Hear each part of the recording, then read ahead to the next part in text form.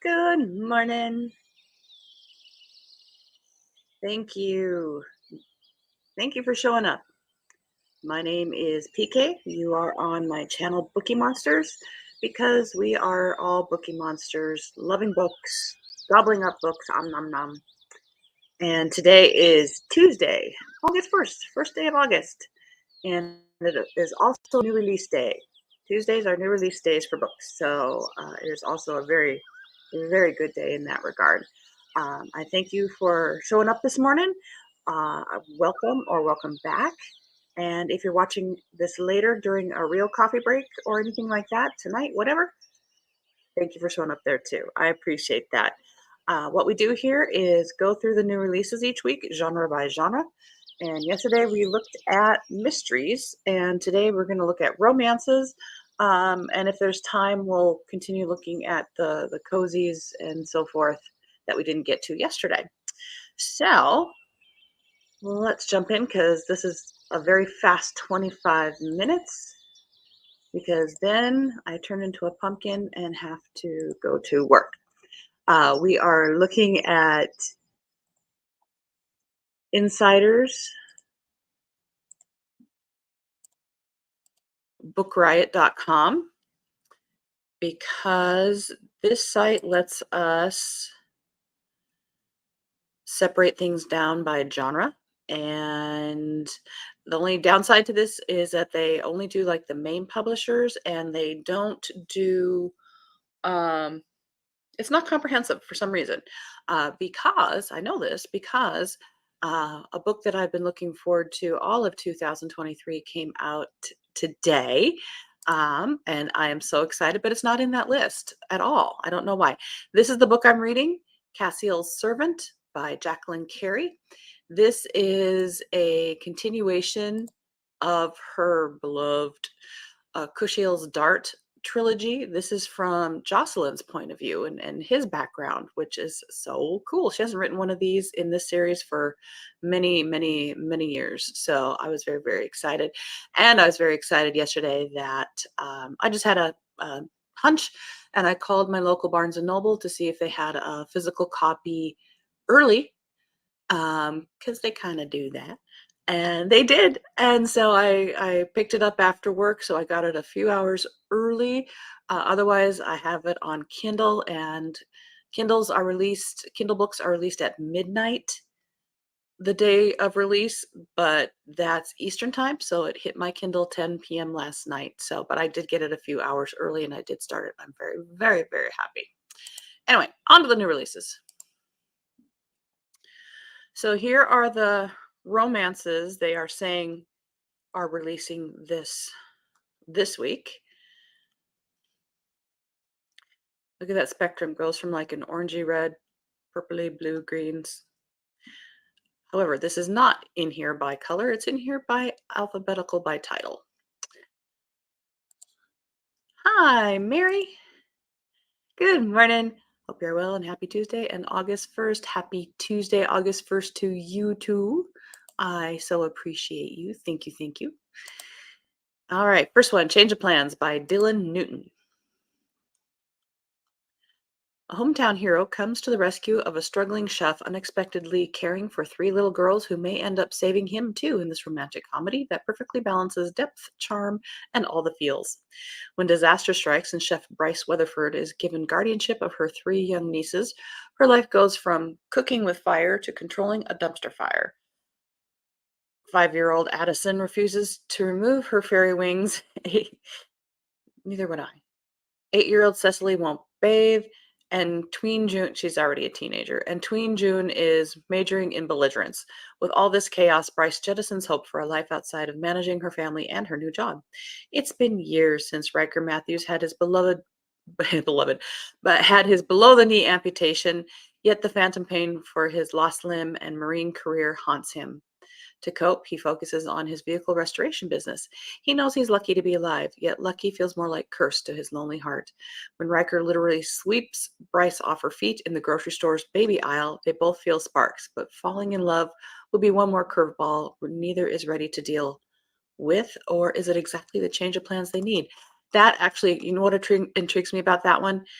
Being an amputee. you don't see that, and there are more of that happening, and I like that a lot. And look at the cover; it's really kind of subtle, but I love that. I might be interested in that. Um, I know the covers. Mary's not crazy about any of those covers. They're very cartoony. Cartoony ones don't really grab me. Confessions of a Canine Drama Queen. Well, that's all of us by Stephanie London.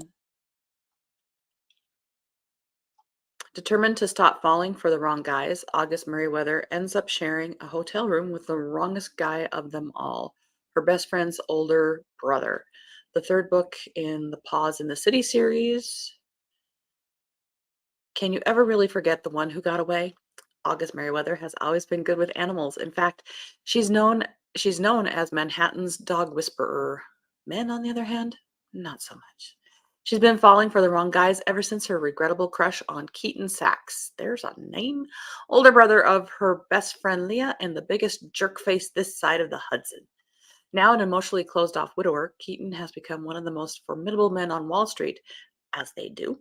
But August knows his secret. He's not driven by sales targets and bonus checks. Keaton just wants to give his family the security they never had. So when Leah asks Keaton to wrangle the OTT dramatic husky over the top at a weekend talent competition, Keaton says yes and begs August to help him win the event for Leah. Between obstacle courses, Molly's husky temper tantrums, and a cabin with just one bed, August is having a blast. Away from the pressure to have a perfect life from the right guy, she finds herself relaxing and getting to see the softer side of the man she once loved. Is this just a temporary truce? Or could Keaton finally be the right guy at the right time? I think it's the latter. I just have a hunch. You got a husky? I'm in. I must be in a romantic mood. These are kind of hitting me as cute. More coffee is required. Deal Breaker by Lauren Forsyth. Marina Spicer has no time to waste when it comes to dating, hence her rather long list of deal breakers. Must love dogs. Well, that's a given. No smokers need apply, etc. These these aren't deal breakers. These are like givens. Still, Marina is stuck. Frustrated by the online dating world, she creates Deal Breakers, an anonymous dating review app to whittle down the depressingly large dating pool man by man and help other women along the way. That sounds like lawsuits happening. But after a disagreement at work gets her paired up as the marketer on a project with uppity Irish content writer Lucas Kennedy, she realizes he's the most reviewed walking red flag on the entire app. The charming ne'er-do-well is the last person she wants to spend time with, but they have to test out date ideas together. The writer of the best pitch walking away with the promotion Marina feels she's already earned. As Marina and Lucas butt heads, mixing cocktails, salsa dancing, and throwing axes, Marina finds herself sharper and wittier in his presence despite Lucas checking every box on Marina's deal breakers list. If the deal breakers say he's Mr. Wrong, he can't possibly be Mr. Right, can he? Well, what they don't say is he probably has an Irish accent.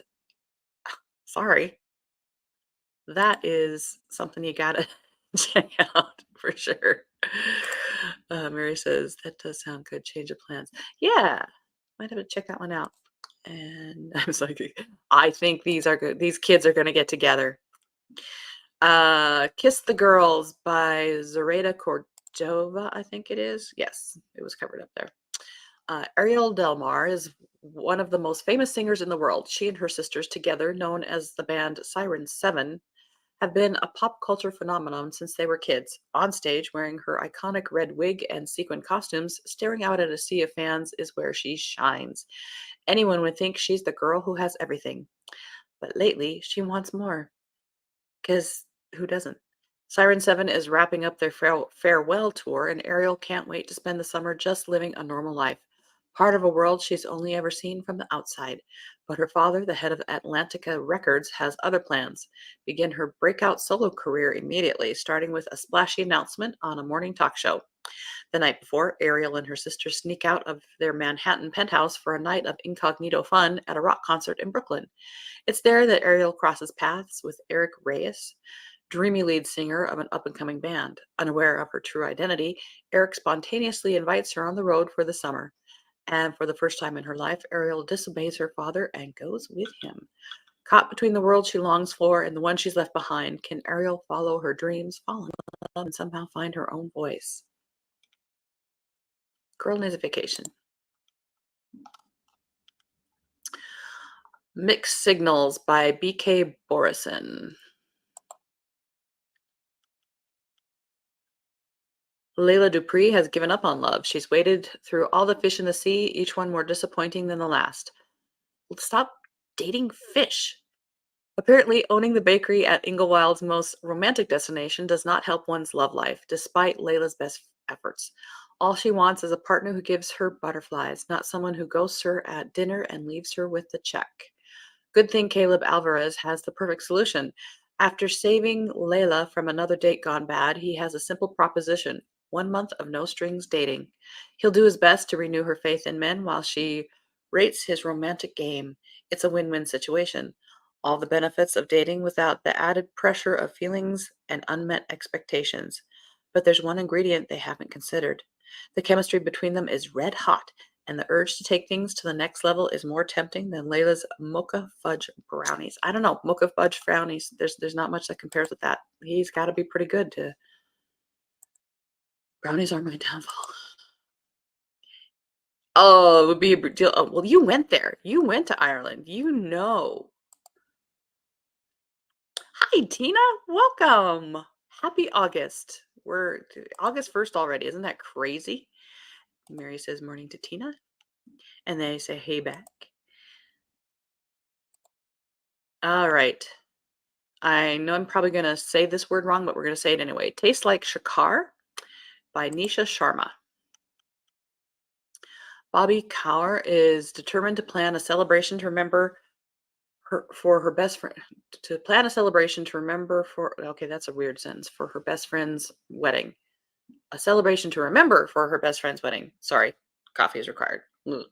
But she has two problems that are getting in her way. The egotistical and irritatingly sexy Sheffy Benjamin Bunty Pata is supposed to help her with the menu since he's the groom's best friend, and two, someone is trying to sabotage the wedding.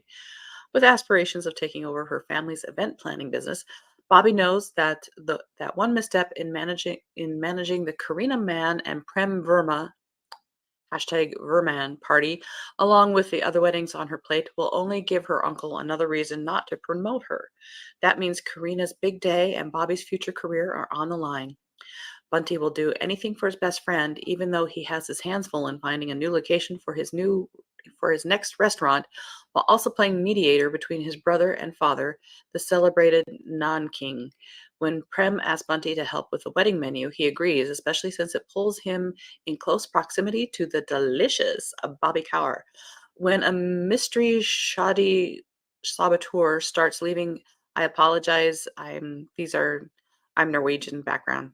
These are words that I'm not familiar with. Threatening notes and canceling cake orders, Bunty and Bobby have no choice but to call a truce and face the volatile attraction they have for each other. Through masquerade fundraisers and a joint bachelorette trip to Vegas, coffee really is required. This chef and wedding planner explore their growing connection, all while trying to plan a wedding at Messina Vineyards in a time crunch. But once the shoddy saboteur is caught and the wedding is over, will their love story have a happily ever after? With the return of the meddling aunties who are scary good at finding information and a lot of hilarity and hijinks, Bobby and Bunty's romance is an event you don't want to miss. Sounds cute. Sounds also kind of busy, but cute. Probably written by AI, no kidding. They didn't have to read it out loud. All right, I gotta get a sip of coffee here.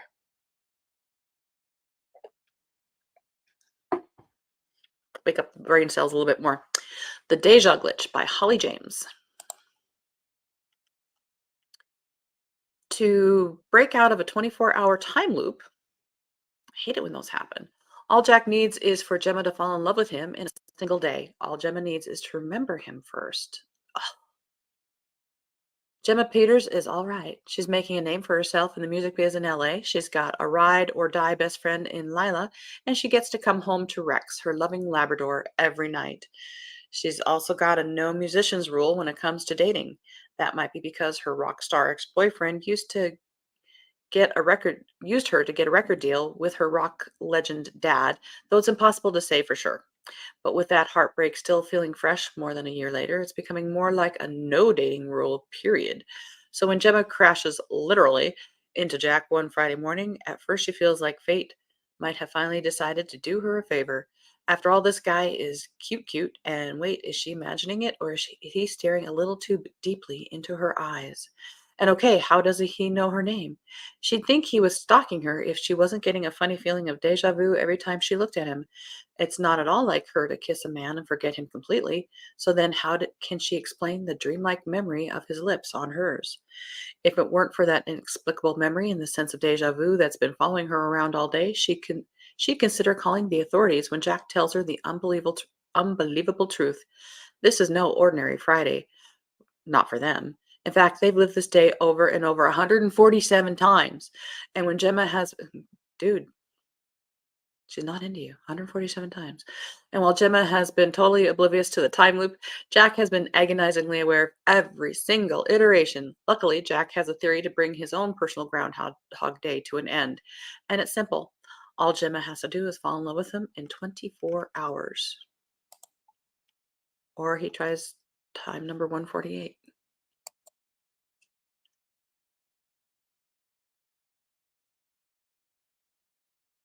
Cool, cool. All right. The Hundred Lives of Juliet by Evelyn Skye. When Helena was young, she dreamed of a perfect man and filled her notebooks with stories about him and about love in its purest form. We all did that, and we called it poetry. But after a messy divorce, Helena has let go of such naive daydreams. Instead, she's moved to a small town in Alaska, ready to write her novel and build a new life without romance. Fate has other plans, though. She meets Sebastian Montague. Oh, I see where we're going. A handsome fisherman who, well, you kind of knew it with the title, who is her invented hero made flesh, down to the most idiosyncratic details. But how can a man she created for her stories possibly exist in the real world? While Helena tries to discover the truth behind his existence, Sebastian is determined to keep it from her, for he is a man scarred by serial tragedy, hiding a secret that has broken his heart time and again. Yet the shadows of his past emerge, endangering their future before it's even begun. And it becomes clear that it won't be easy to forge a new ending to the greatest love story of all. 100 Lives of Juliet. The Roommate Pact by Allison Ashley. A friends with benefits pact between roommates might just lead to more than when Graham gets injured in a climbing accident and Claire vows to nurse him back to health, even if it means moving into his bed. Yeah.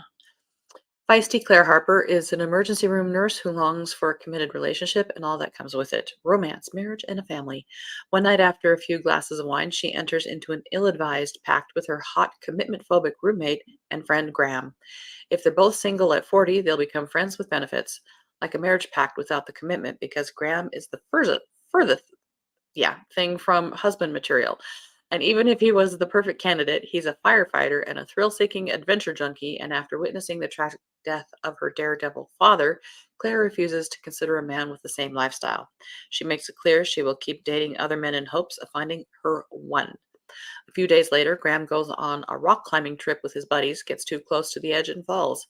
Claire's on shift at the ER, and when she sees their friend Noah come in with the paramedics, she realizes Graham is the one who was just taken into the trauma bay.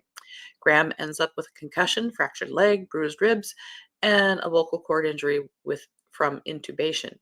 He undergoes surgery for his leg. Hey, HIPAA, there's a lot of info here, and will be unable to speak for a week or two until his throat heals. The best kind of boyfriend. Claire takes a few days off to take care of him. Because of the swelling in his throat, he's uncomfortable sleeping alone. Okay. And Claire starts sleeping in his bed, to the ire of Graham's territorial little dog, and stays even after he begins feeling better. As she nurses him back to health, Claire and Graham slowly start to fall for each other despite their very different views on life and love.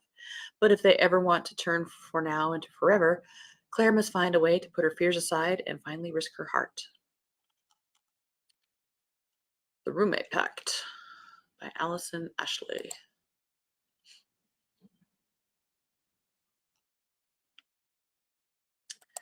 Tina says the 100 Lives of Juliet sounds great. Yeah, I'm kind of a sucker for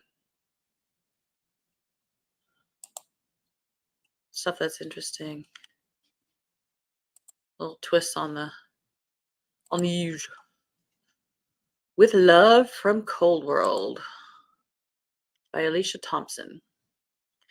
Lauren Fox is the bookkeeper for Cold World, a tourist destination that's always a winter wonderland despite being located in humid Orlando, Florida.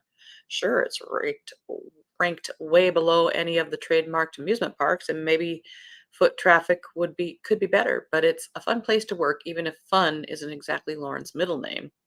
Her coworker, Asa Williamson, on the other hand, is all about finding ways to enliven his days at Cold World, whether that means organizing the Secret Santa or teasing Lauren. When the owner asks Lauren and Asa to propose something, anything really, to raise more revenue, their rivalry heats up as they compete to come up with the best idea. But the situation is more dire than they thought, and it might take these polar opposites working together to save the day. Puns. If Asa thought Lauren didn't know how to enjoy herself, he's surprised by how much he enjoys spending time together. And if Lauren thought Asa wasn't serious about anything, she's surprised how seriously he seems to take her. As Lauren and Asa work to save their beloved wintry spot, they realize the real attraction might be the heat generating between them. Oh no! Running out of time. That was With Love from Cold World. We have one more. We can do it. We can do it. The Dance Deception, Becky Ward. I bet it's a dance competition. There's about to be fire on and off the dance floor. Kate Waring is astonished when she secures a place in a dance competition in which beginners are paired with professionals to compete for a huge cash prize. I wonder where they got that idea. Initially, she's matched with gorgeous French dancer Merle, who seems just as keen to work on their chemistry as their routine. But when the competition is rocked by a scandal, she's forced to switch to a new partner, Alexis, who is just as devastatingly attractive as Merle, but seems to hate her. With the odds stacked against them, Kate and Alexis agree to embark on a showmance to try to win over the public. But what happens when Kate's feelings for her fake boyfriend become all too real? And how far will Merle go to sabotage her chances both in the competition and in love? Funny, sweet, and oh so steamy, this is the perfect read for the strictly obsessed and anyone who loved the Spanish love deception and love hypothesis. That is The Dance Deception. We made it. All right, those are the romances for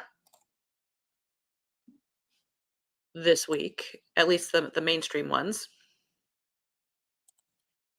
Don't think this one is for me. Yeah. But, that's the cool thing is that there's a book for everybody. And that's kind of why I like going through the new releases is you never know what's out there till you look through them. So we are out of time. That it goes so fast. And like I say, I could spend hours going through looking at books, and from here books that interest me I go look at first lines or first paragraphs and just see, because you can have a really good idea and the execution of it falls flat. So I always try to check it out that way. Reading sprints tonight, yes, yes, yes.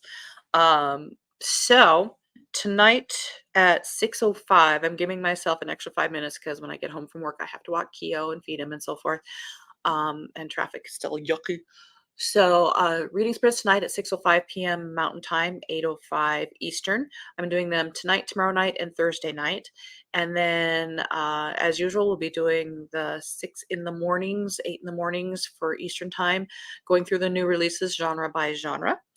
Tomorrow we might look at sci-fi fantasy, and if there's time, some more of the cozy mysteries that we didn't get to. And I appreciate you guys coming this morning. Um, it's fun for me to do this, and I hope that you are also having fun. Please, feel free to give feedback if you'd like to see something different, something more, if this is working for you, stuff like that, or just message me off. That's fine. I'm still, this is just my third week doing it, and so I'm still learning how things are going. Tina, bye. Have a good day. Have a good Tuesday. See you later. And other than that, have a beautiful Tuesday. Remember, you don't get good person points if you're reading something you're not enjoying. So please, reading is fun. This is this is a gift that we are able to share with somebody who wants to write a story and us being able to read a story. Uh, Mary, have a great day, everyone. See you later. Yep. All right.